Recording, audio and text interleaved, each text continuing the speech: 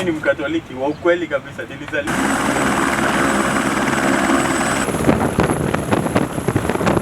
Hii ilikuwa siku ya 3.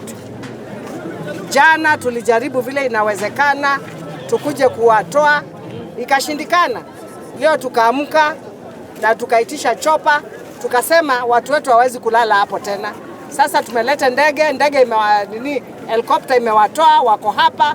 Vile mmeona wako hapa ndani, kila mmoja akiangaliwa, wengine ni dehydrated. Wengine walikuwa wanakunywa maji chafu.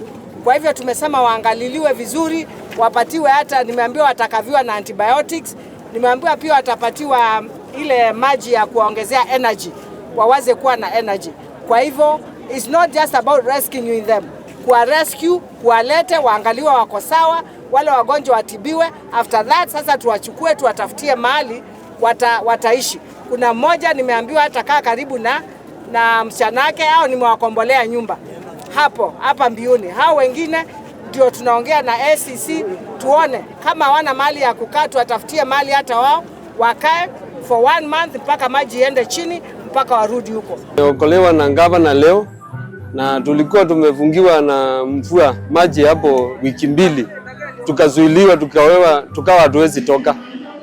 Tukabebwa na ndege na gavana. Tumefurahi kwa kuwa ni kama leo hiyo ni siku yetu, Mungu ametuongoza.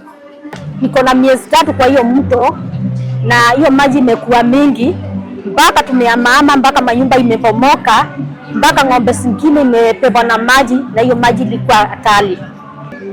Ndege imekuja ikatupepa na ikatusaidia sana, kwa hivyo tunafurahia sana.